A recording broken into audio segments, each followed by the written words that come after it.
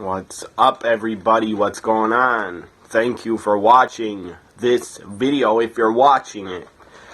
This is my tribute to the late, great Eddie Guerrero, who passed away 10 years ago today on November 13th, 2005. Eddie Guerrero passed away. Tragic, sad day for all wrestling fans and all Eddie Guerrero fans. It was tragic and just crushing and sad to hear the news that Eddie Guerrero passed away on November 13th, 2005. As I said, this today, when I'm doing this video on November 13th, 2015, today is the 10-year anniversary of Eddie Guerrero's death.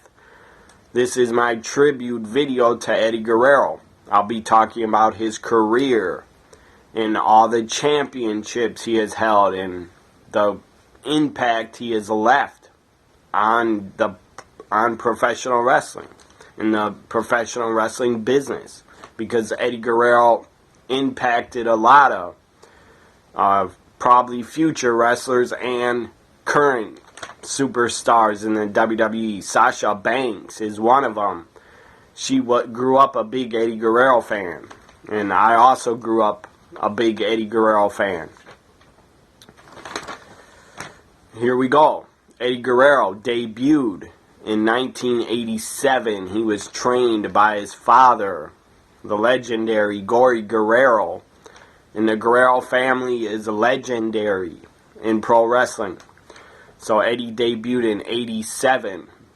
As I said, trained by his father, Wwe Guerrero. He has brothers that are also were wrestlers. Hector Guerrero, Chavo Guerrero Sr., and Mondo Guerrero. So it's definitely the Guerrero family is a wrestling family. Even Eddie Guerrero's daughter was a wrestler for a little while in FCW and NXT for a short time, and she stopped wrestling, I guess, because I don't know if she didn't have the passion to become a wrestler. It's really none of my business, but I don't blame his daughter. I don't blame Eddie's daughter if she doesn't want to wrestle, because how do you live up to the hype of your father, Eddie Guerrero? I don't think you ever really could. But again, how does Charlotte, aka Ashley Flair, how does she live up to her father's and what her father did, Ric Flair? Well, she's doing a great job. So far, she's doing a great job. She's a great worker, and Ashley Flair is living up to her father's name, in my opinion.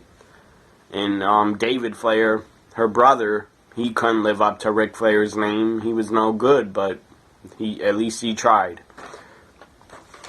So, as I said, Eddie comes from a wrestling family. 3 brothers that were wrestlers, probably before 87, before he debuted, and he was the youngest of the Guerrero brothers. So he was a baby in the Guerrero family. In 1989, Eddie Guerrero was actually a part of WCW, but he was basically a jobber. He was jobbing to guys like Terry Funk and some other people on television. So Eddie was in WCW, but it was for a very short time in 89, basically as a jobber. Eddie Guerrero's career didn't really kick off until around 1992 to 1994, when Eddie Guerrero worked in AAA in Mexico. And he had a tag team partner. The guy that became his tag team partner, they became a very successful and great tag team. His tag team partner was Art Barr. He also passed away, I believe, in 95 or 96. So Eddie worked in AAA and was really good in AAA from 92 to 94. And then Eddie Guerrero went on to New Japan Pro Wrestling. From 93 to 96, he worked there on and off in New Japan. He was also very good there. He even worked under a mask in New Japan as, I believe, one of the new tiger masks. Or one of the tiger masks. They had so many of them.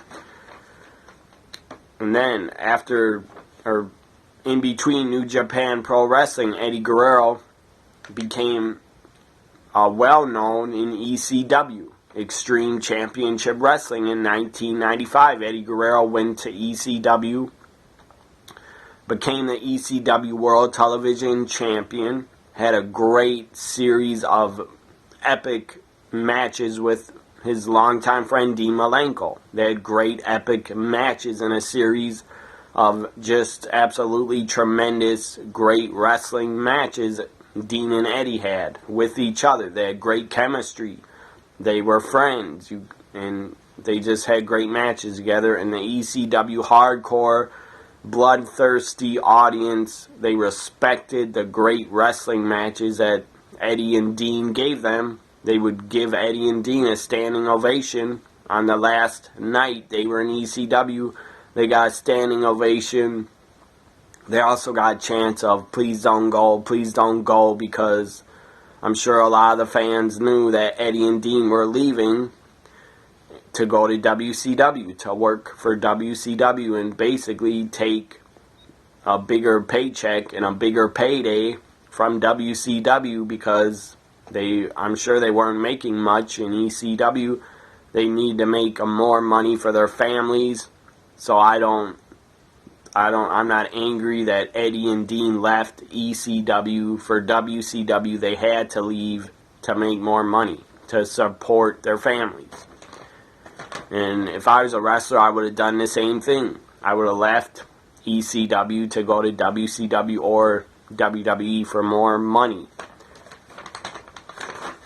Because a wrestling career, you don't know how long it's going to last. It could last 10 years or 15, or if you're lucky and you don't get a major injury, your career could last over 20 years if you're lucky. So take and make the most money you can before you get injured and before you become an old man. So after ECW, and Eddie had great matches not only with Dean Malenko in ECW, but with Too Cold Scorpio. They had great matches over the ECW TV title. And then Eddie and Dean and even Chris Benoit, they all left in 95 to go to WCW, World Championship Wrestling. Eddie Guerrero was in WCW from 1995 until January 2000. And he had a pretty good run in WCW. But towards the end, towards 98, 99, Eddie was not used right and underutilized, in my opinion, and misused by WCW because they were too stupid. Whoever's in control, they didn't know what to do with Eddie, and they basically had nothing for him. And then Eddie leaves in the year 2000, and end of January, leaves with his friends Dean Malenko, Perry Saturn, Chris Benoit, and Eddie. They all leave and jump to the WWF, the World Wrestling Federation. They show up on Raw. I believe they attacked Mick Foley or Cactus Jack. They were sitting in the front row, and I think they attacked somebody, either Rikishi or Mick Foley or Too Cool. They attacked. Anyways, they became the Radicals in the WWF. Right when they debuted, they started calling them the Radicals, and they became a four-man group. And then Eddie, sadly, I believe in his first match in the WWF on a SmackDown, he tore his bicep and got injured, tore his bicep when he hit the frog splash, and I guess he landed on his elbow wrong or something and tore his bicep. Or maybe it wasn't his bicep, maybe messed up his elbow and injured his elbow, I don't know. So Eddie was out of action from pretty soon after he debuted in the WWF. Eddie was out of action for probably 2 or 3 or 4 months, and then he would return.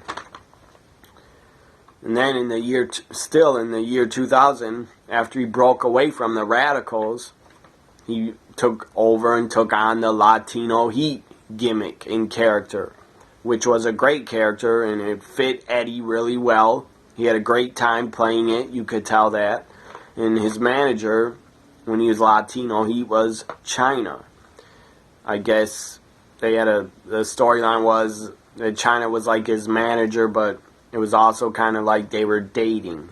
So, and then Eddie Guerrero on a Monday Night Raw, his only Latino he could do was in a shower with three chicks or two chicks. One of them, I believe, was Victoria before she debuted to wrestle as a WWE diva. Victoria was one of the women in the shower with Eddie, and then China caught him, I believe, or somebody caught him, and China saw the footage.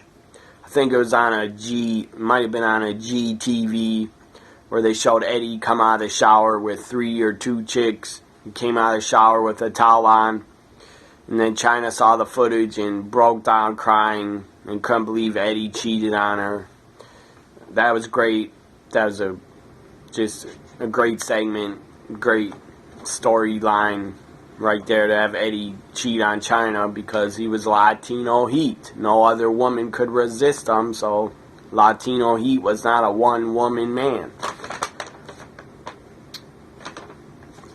After Latino Heat, he went on to team with his nephew Chavo Guerrero Jr. They became Los Guerreros. In 2002 and 2003, they were Los Guerreros, and they became I believe they became SmackDown WWE Tag Team Champions. So they had a good run as a tag team. I enjoyed Los Guerreros. They did vignettes and video segments and video vignettes, whatever you want to call them. They put out Los Guerreros videos where they were basically lie their song and their theme song over and over. It said lie, cheat, you steal. Basically, Eddie and Chavo were lying, cheating, and stealing. And the vignettes, they were entertaining as hell. And they were great vignettes to get the fans to care about Los Guerreros.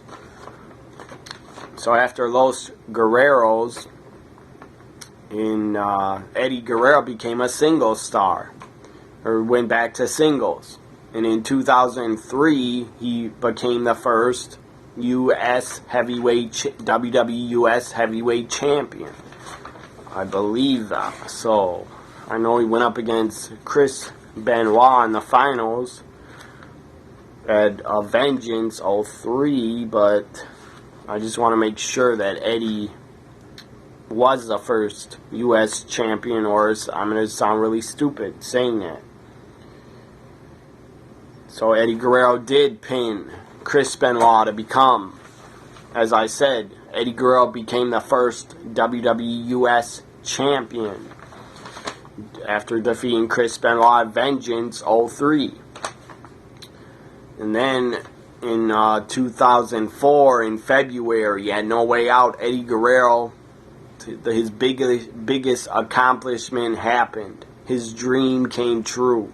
Eddie Guerrero won the WWE Championship from Brock Lesnar. I'm pretty sure every wrestler that it gets into the business wants to be a world champion, and even the women that are in it, I'm sure, want to be Divas champion or NXT Women's champion. And if you're a guy and you don't want to be a world champion and you're in wrestling, well, you should get out of wrestling then. So Eddie Guerrero, he accomplished his dream. He became WWE champion. And I'm not sure how tall Eddie was. He might have been 5'8" or something, or close to 6 foot.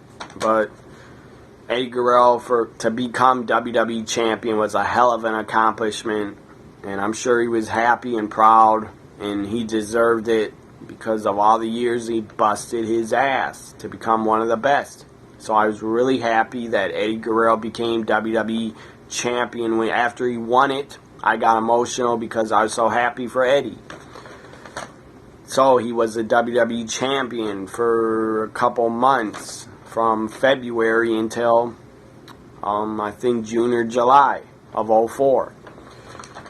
So Eddie didn't have that long of a run as WWE champion, but his run was successful. And at least he had the title. A lot of Hall of Famers have not even been WWE champion. So after the WWE Championship, Eddie, right before he died, I believe right before No Mercy or before Survivor Series 05, Eddie Guerrero was supposed to go against Batista and challenge him for the World Heavyweight Championship, but sadly Eddie Guerrero passed away, so he did not get to face Batista and get another title shot. I believe if Eddie would have not died, he would have been World Heavyweight Champion and probably would have won the WWE Championship again, or at least would have became World Heavyweight Champion again because he was that good. But sadly, he passed away.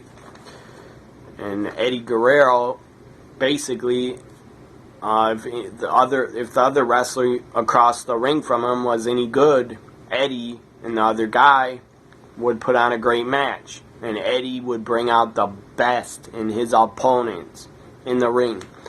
Eddie had great rivalries and great matches with Chris Jericho in WCW, with Dean Malenko in ECW and WCW. Had a great series of matches against Rey Mysterio Jr. in WCW. In the WWE, WWF, whatever you want to call it, Eddie had a great series of matches, great matches against his friend Chris Benoit. Every time they stepped in the ring together, they always had great matches because they had great chemistry.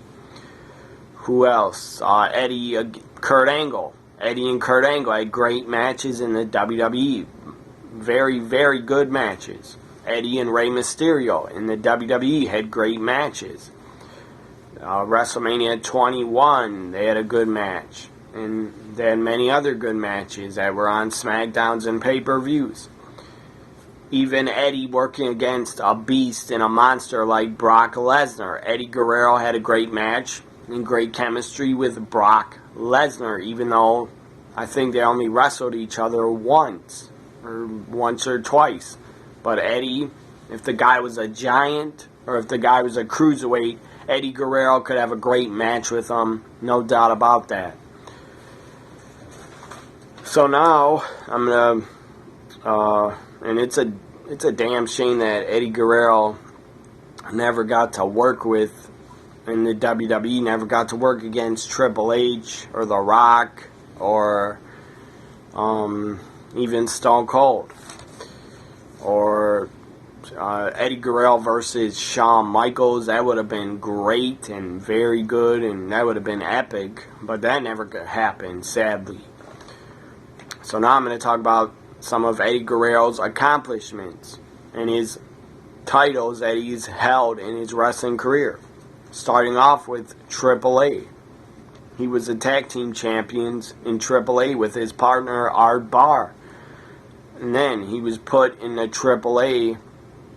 And if you don't know what AAA is, it's a wrestling organization in Mexico. I believe it's the #1 organization in Mexico. He was put in the AAA Hall of Fame in 2008. He was the ECW TV champion 2 times. He was the IWA Mid-South Heavyweight Champion once. And I think the IWA Mid-South was Ian Rotten's territory and company. I was never a fan of Ian Rotten. That's what I think of Ian Rotten. He's a garbage wrestler, piece of shit. So I think the IWA Mid-South was Ian Rotten's company. So Eddie worked there for a short time, I think after WWE released him in 2001. Because they wanted him to go to rehab, and I believe Eddie didn't want to go, so they released him. But then they welcomed him back in 2002 because I think he was out of rehab.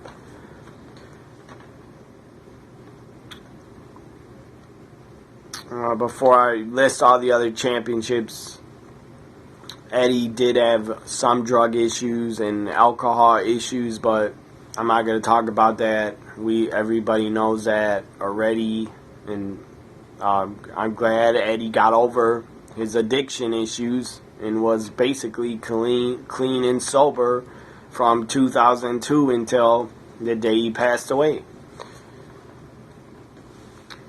So, and Eddie was a great family man. I'm sure in 2002 he thought, I'm done with drugs and alcohol because I want to be the best father I can be. So, Eddie Guerrero, I could tell he was a great family man, and he loved his family, and he loved his wife, Vicky.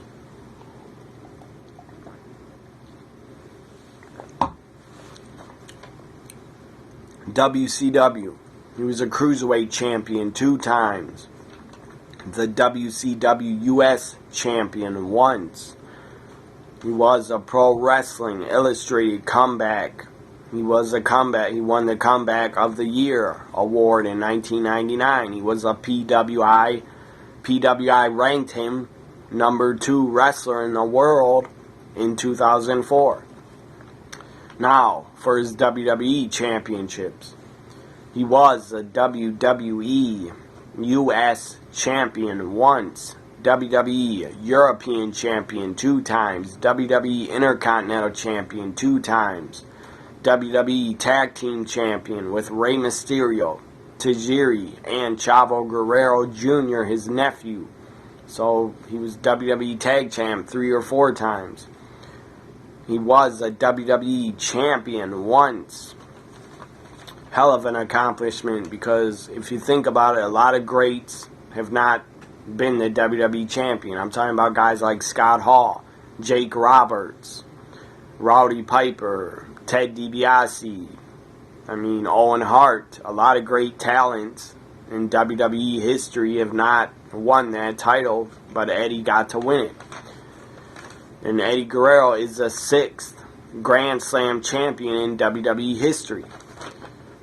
That's a hell of an accomplishment. He was also put in the WWE Hall of Fame in 2006. And on November 13th, 2005, Eddie Guerrero was found dead in his hotel room. He was found unconscious in his hotel. He was 38 years old, and the result of his death was from heart failure and some type of, I don't know the words, I can't pronounce them, but some type of disease. So he could have had heart disease, I'm not sure, but he had heart failure and he had some type of disease. Probably a disease to do with your heart.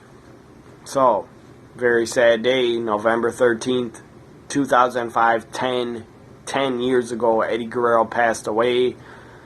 The wrestling world and all of Eddie's fans will never, ever, ever forget Eddie Guerrero and what he did. We'll never forget his great, fun personality. He, especially when he's playing his character and when he was WWE champion, Eddie Guerrero just looked like he was having the time of his life, and that he was the happiest he's ever been when he was WWE champion. So Eddie gave a lot of his fans a lot of happy times and a lot of great moments in wrestling in WWE history. So Eddie Guerrero, I just want to say you are definitely still missed by me as a wrestling fan and a fan of yours. You will always be remembered and missed by me.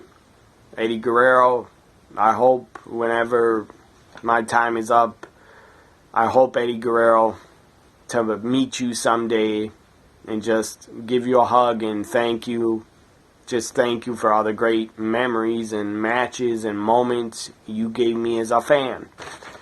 Because you were a hell of a worker. You were one of the best in the world when you were in that ring.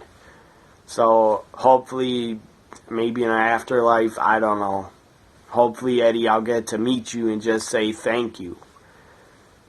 Very tragic, very sad. Eddie Guerrero is no longer with us. But as wrestling fans, we should all remember him with a smile on our face, because Eddie Guerrero was a damn great entertainer and a one-of-a-kind Hall of Fame talent. Eddie, you are missed. 10 years later, you're still really missed in the wrestling business, and you're still missed by me very much. I wish you were still here, Eddie. You would probably be working in the WWE backstage as a backstage agent, or coming putting matches together, or whatever. Maybe you would still be in the ring wrestling. I don't know. But 10 years ago, we all know Eddie Guerrero passed away. And I'm pretty sure every day his wife and kid, or Vicky, his wife, when he died, Vicky and Eddie's kids, I'm sure still think of Eddie every day of their life. And I just want to say, Eddie, I loved you as a wrestler, and you brought a lot of enjoyment when I watched as a fan. You were great. And when I heard you passed away and WWE played that tribute video of you, I broke down really bad. I broke down and I cried real hard, because I was in shock and I couldn't believe it. I could not believe that Eddie Guerrero passed away. So I'll admit it. I'm man enough to admit it. I cried really hard when I watched that tribute video that WWE made for him. I just want to say, Eddie, you are still missed by me and millions of wrestling fans. The lie. Hope you're still lying, cheating, and stealing up in the heavens. Bye for now, everybody. Hope you enjoyed my Eddie Guerrero tribute. Viva la Laza!